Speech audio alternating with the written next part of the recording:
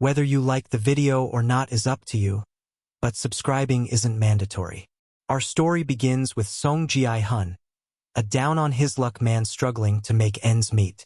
It's his son's birthday, and Seong's mother gives him some cash to take his son out for a celebration. But it's not enough. In a moment of desperation, he steals his mother's ATM card and withdraws all of her savings. He then gambles the entire amount on a horse race and miraculously wins 4 million won.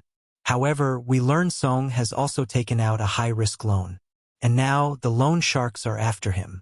They ambush him, abduct him, and beat him severely. When Seong frantically checks his pockets for the money to pay them back, he finds it's all gone. The winnings from the track have vanished. He then remembers, in his panic to escape his attackers, he collided with a mysterious girl. He realizes she must have pickpocketed him during the collision.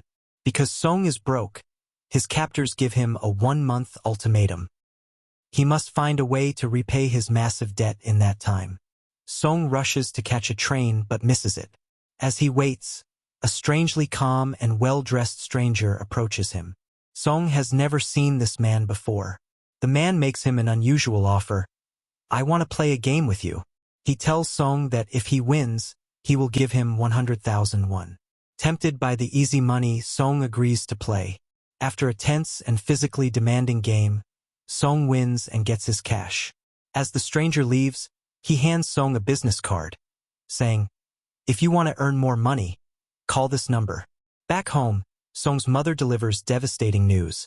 His ex-wife and her new husband are planning to move to the United States with his daughter next year. We learn Seong is divorced and his former wife has remarried. The thought of losing his daughter is unbearable. He needs a vast amount of money to fight for custody. Remembering the card, he makes the call. He is picked up in a van, where he finds other desperate individuals.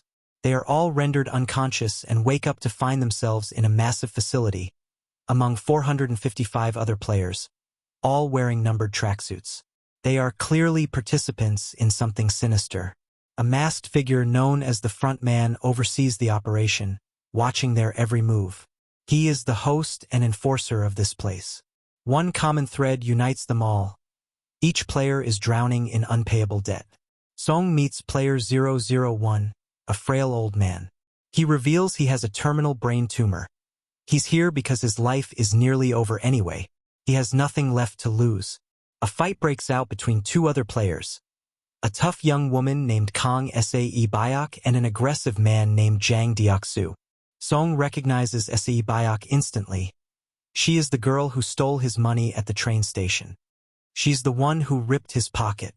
He confronts her, demanding to know what happened to his cash. Suddenly, guards arrive. They wear pink jumpsuits and their faces are completely concealed. They address the players. "You are here to play a series of 6 games. The sole winner will receive a colossal cash prize."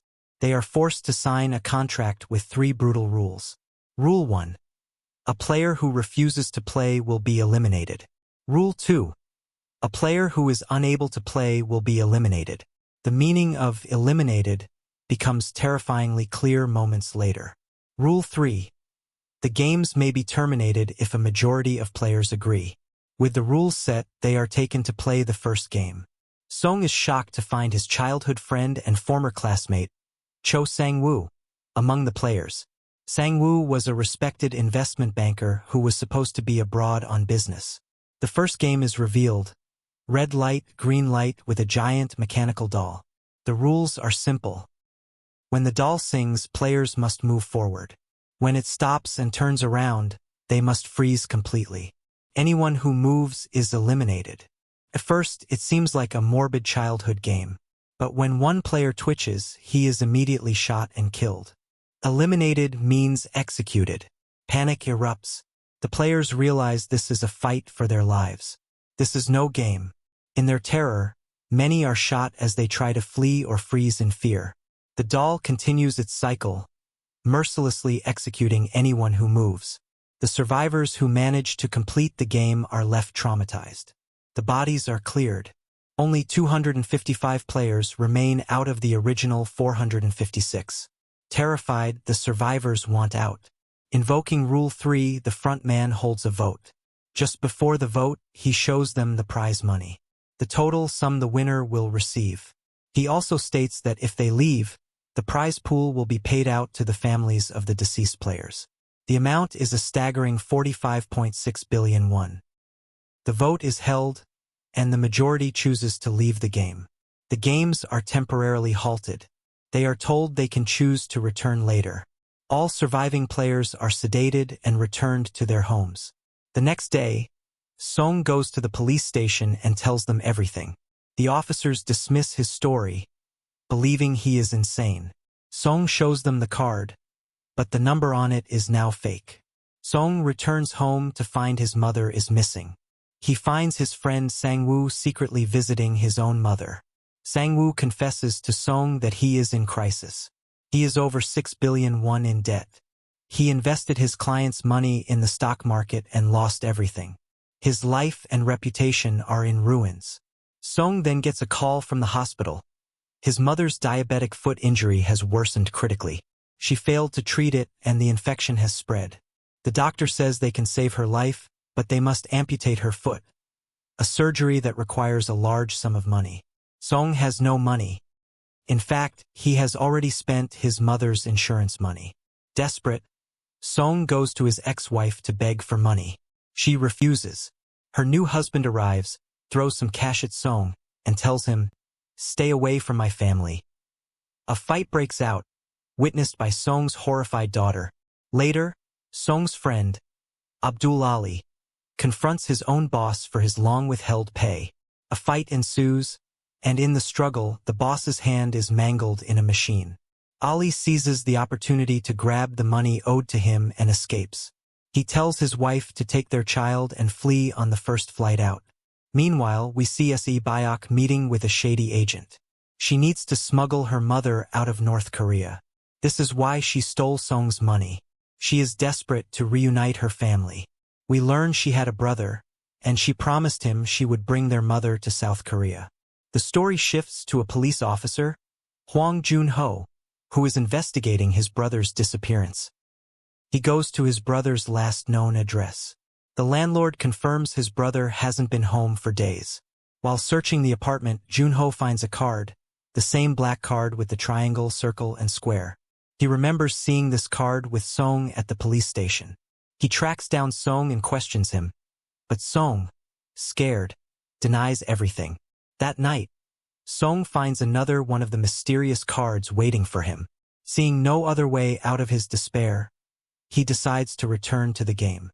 All the returning players are gathered and transported to a ship. Officer Jun-ho, having followed them, arrives and subdues a guard. He disguises himself in the guard's uniform and throws the body overboard. The players are taken to a remote island facility. They have no idea what the next game will be. They are told to form teams. That night, Se Byok and another player, Jeong, sneak out to a restroom. Se Byok uses this chance to explore the facility. She spies guards cooking something in enormous industrial pots. A guard comes to check the restroom, suspecting something. Se Byok just barely makes it back in time. She tells Jeong what she saw, but Sang-woo is listening from a nearby stall. He confronts Se Byok, and she tells him about the large cooking pots. The next day, the players are taken to the game arena. They are presented with 4 shapes: a triangle, a circle, a star, and an umbrella. Sang-woo, a quick thinker, deduces the nature of the game. He urgently tells Seong and the others that they must all choose different shapes. Each player is then given a small honeycomb candy with one of the shapes pressed into it. Their task is to carve out the shape perfectly using only a needle. If the shape cracks or is damaged, they will be eliminated. Executed. Sang-woo, with his calm precision, completes his easily. Seong, panicking, nearly fails, but using a clever trick involving his tongue, he manages to extract his shape just in time. The survivors return to their dormitory. Only 187 players remain alive. 108 have been killed in this round. They are given a meager meal. A fight over food erupts, led by the violent Jang Deok-soo. In the brutal riot, he kills a man. We then learn that one of the players is a doctor. He has struck a deal with corrupt guards. In exchange for hints about upcoming games, he provides them with organs harvested from the dead players to sell on the black market. This is why the bodies disappear so efficiently. This is a secret operation, run without the front man's knowledge. The corrupt guards have their own man in the control room who deletes the footage of their illicit activities. The guards have been tipping off the doctor to keep him alive. A guard informs the doctor that they intentionally gave the players less food to incite a riot. Their plan is to let the players eliminate the weak among themselves. This way, only the strongest remain for the VIP's entertainment. The guard also reveals the next game to the doctor, Tug of War. The lights are scheduled to turn off in 30 minutes. Sang-woo, anticipating another nighttime attack, gathers his team. He tells them to barricade themselves and prepare to defend their sleeping spots. Meanwhile, the doctor joins Jang Deoksu's team, seeking protection. To buy his safety, the doctor tells Jang the next game will be Tug of War. When the lights go out, Jang and his team launch a coordinated attack, killing weaker players to reduce competition. Jang turns his attention to Seo Gi-hun, but Song intervenes and saves her. The guards finally arrive to stop the chaos. Only 80 players are left. The next day, they are taken for the third game. They must form teams of 10. Jang, knowing the game is Tug of War, forms a team of only strong men. He excludes Jeong, Seo Gi-hun's friend. Sang-woo forms his own team but is one person short. Jeong joins them to complete their group. The game is, as predicted, Tug of War, played on a high platform over a fatal drop. The losing team will be pulled to their deaths. The game begins. Jang's team of brutes wins their match easily. Now it's Sang-woo's team's turn to face another strong team. Player 001, the old man, reveals he has played Tug of War his whole life. He devises a strategy, a deep anchor formation and a coordinated three-step pulling technique. Using his wisdom and sheer desperation, they somehow win the match. Later, the players are warned the lights will go out in 30 minutes. Sang-woo tells his group to prepare for another fight. They decide to keep watch in shifts. In Jang's team, paranoia sets in. Jang fears his own teammates will turn on him to better their own odds. Meanwhile, the doctor and the corrupt guards are harvesting organs from the latest casualties. Guards 28 and 29 are tasked with disposing of the bodies and delivering the organs. They joke about a body with only one kidney, calling him a zombie. Guard 29 is actually Officer Jun-ho in disguise. He freezes, suspecting they are talking about his missing brother, who also had one kidney. Jun-ho accompanies Guard 28 on the disposal run. On the way, Jun-ho notices explosives planted in the tunnel. Guard 28 explains that the tunnel is rigged to detonate after they leave, to destroy all evidence. Jun-ho tries to pry for more information about the zombie. Guard 28 becomes suspicious and orders Jun-ho to remove his mask. Jun-ho complies but then pulls a gun on him. He demands to know about the man with one kidney. "Who is this zombie you mentioned?" Guard 28 reveals it was a woman, not a man. He says all the information is in the front man's control room. Jun-ho, having gotten what he needs, pushes Guard 28 into the path of an oncoming truck, killing him. Back in the dorm, the doctor confronts his guard contact. He demands to know the next game, but this time the guards genuinely don't know. The doctor, feeling betrayed and vulnerable, attacks the guard. In the struggle, he kills the guard and flees into the facility. Another guard chases him into a game arena. The guard corners the doctor, ready to kill him. Suddenly, the front man appears. He shoots and kills the guard for his incompetence, and then executes the doctor for breaking the rules. The front man then discovers the body of Guard 28. He knows an intruder is loose in the facility. Jun-ho, meanwhile, has found his way to the front man's control room. He accesses the files and finds records of all past games. He searches for his brother's name and makes a shocking discovery. His brother is not listed as a victim, but as a past winner. The remaining players are assembled for the fourth game. They are told to choose a partner. It becomes a tense scramble as people pair up. Jeong, Sae Byok's friend, is left without a partner. No one will choose her. Each pair is then given a bag of 10 marbles. The rules are simple. Win all 10 of your partner's marbles by any means before the time limit. No violence is permitted. The partner left with no marbles will be eliminated. Sang-woo is paired with Abdul Ali. They play a game of odds and evens. They must guess if the number of marbles in the other's closed fist is odd or even. Ali, trusting and lucky, wins nearly all of Sang-woo's marbles. In the final round, Sang-woo has only one marble left. He knows he will lose and be killed. In a moment of betrayal, he lies to Ali, saying if there's a tie, they might both be spared. He tricks Ali into showing his marbles, and in the confusion, he swaps the bag of marbles for a bag of stones. He presents the bag of stones to the guards as proof he has all the marbles. The guards take him away. Ali, realizing he's been betrayed, checks his bag and finds only rocks. He is executed. Song is paired with the old man, player 001, whose condition is worsening. He is confused and disoriented. Song gently coaches him and they decide to play odds and evens. The old man, seemingly by chance, wins all of Song's marbles.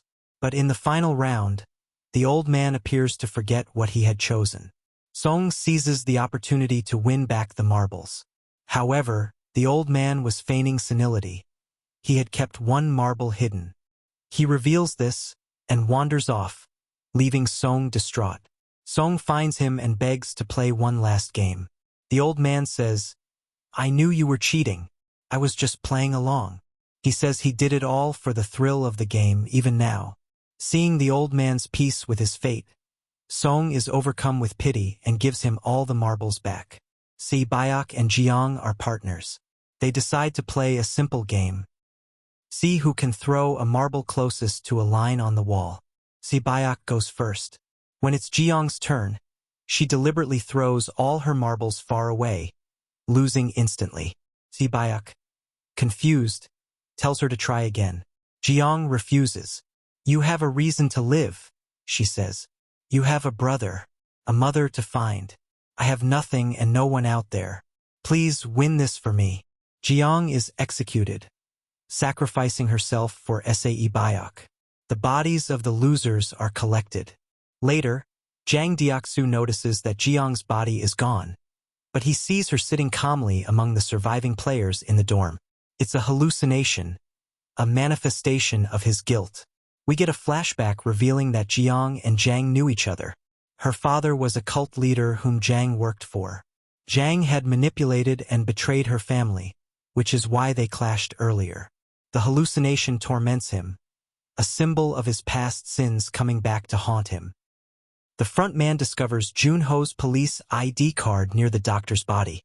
He is alerted that an intruder is present just as he receives news. The VIPs, the wealthy benefactors who fund the games, have arrived to watch the finale. The front man goes to receive them. He reports the policeman's presence to another man, the creator of the games, who is watching from afar. We do not see his face yet. The next day, the remaining players are taken for the fifth game. They must choose a number between 1 and 16. This number will determine their turn. They will cross the bridge in numerical order. Song is paralyzed with indecision. Should he go first and face the unknown, or go last and hope others solve the puzzle for him? A man pushes past him and takes number 1, saying, "I've never been first in my life." They are led to a terrifying game arena. 2 parallel bridges spanning a great height. The rule: cross the bridge within the time limit, but each step is a pair of glass panels. One panel is made of regular glass, which will shatter. The other is tempered glass, strong enough to hold their weight. They must guess correctly with each step or fall to their death. The game begins. Player after player guesses wrong and plummets. Jang Deok-soo, holding a low number, freezes at the front, too scared to move and test the next step. He is trapping everyone behind him. The player behind him is his tormenting hallucination of Jeong. She says, "I told you I'd get my revenge." She grabs him and jumps, pulling them both through a glass panel to their deaths. The way is now clear. A new player steps up, a glassmaker by trade. He can identify the tempered glass by the faint reflections in it. He leads the way safely. The front man, watching, realizes his advantage. He orders the lights to be turned off, eliminating the reflections. The glassmaker is now blind. With time running out, Sang-woo makes a ruthless decision. He shoves the glassmaker off the bridge to his death. In the ensuing panic, the remaining players rush forward. Song, Sang-woo, and Se-byok make it across, but the glass shatters beneath them, and they are all injured by shards. Se-byok is impaled by a large piece of glass. Meanwhile, Officer Junho has infiltrated the VIP area by posing as a masked server. One VIP becomes suspicious of him. He orders Junho to remove his mask. Junho stalls, saying he will remove it inside. He leads the VIP into a private room. Inside, Junho subdues the VIP. The front man is alerted and gives chase. Junho flees across the island, with the front man in pursuit. Junho finds a high cliff and tries to call for backup on his radio. But the signal is jammed. He tries to send the evidence he's gathered, but there is no network. The front man corners him. He orders Junho to surrender. Junho fires his gun at the front man. The bullet only grazes him. The front man removes his mask. Junho is stunned. The front man is his missing brother, In-ho. Before Junho can process this, his brother coldly raises his gun and shoots him. Junho falls from the cliff into the sea below. Back in the dorm, Se-byok's wound is severe. She is bleeding out. The three finalists are given a lavish dinner. A knife is placed on the table, a silent invitation for the players to finish each other off before the final game. Song tends to Se-byok, promising they will defeat Sang-woo together and split the prize money. Se-byok makes him promise that whoever survives will use the money to take care of her brother and Song's daughter. Song leaves to try and find medical supplies for her. While he is gone, Sang-woo sees his opportunity. He picks up the dinner knife and stabs Se-byok, killing her. Song returns to find her dead. The next day, the two finalists are taken to the arena for the last game. The game is a physical, violent Korean children's game called Squid Game. They fight viciously, each trying to force the other into a designated zone. The fight is brutal and exhausting. Finally, Song pins Sang-woo at the edge of the squid's head. He could easily push him over the line to win, but he stops. He invokes the third rule and says he wants to stop the game. Sang-woo, filled with shame and remorse for all he has done, looks at his friend. "Take care of my mother," he says, and then impales himself on the knife Song is holding. Song is the winner.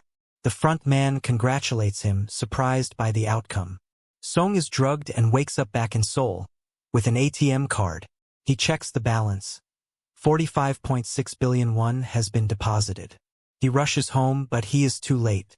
His mother has passed away while he was gone. The story jumps ahead 1 year. Song is traumatized and guilt-ridden. He has not touched a single one of the prize money. He lives in a state of depression. One day, a man delivers a gift, a familiar business card. An address is written on it. Song goes to the address. He finds player 001, the old man, alive but on his deathbed in a luxurious hospital suite. The old man reveals he is the creator of the games. He and his ultra-wealthy friends created them because they were bored with their lives and found thrill in watching people risk everything. "We give them a choice," he says. "We don't force them. We just give them an equal playing field. I played because watching was no longer enough." With his final breath, he tells Song, "The money is yours. It was always yours to take." And then he dies. This encounter changes Song. He finally uses the money. He finds Se-byok's brother in the orphanage and takes him to Sang-woo's mother. He gives her a large amount of money, asking her to raise the boy as her own grandson. As he leaves, he sees the same well-dressed stranger from the train station recruiting another desperate man. Song chases him, but the recruiter escapes into the subway. Enraged, Seong calls the number on the card. He screams at them, demanding to know who they are and how they can play with people's lives. The voice on the other end is calm and menacing. Seong Gi-hun, get on the plane if you want to live. But Seong has a new purpose. Instead of boarding the plane, he turns around. His journey is not over. Thank you for watching. Don't forget to like and subscribe for more reviews and explanations.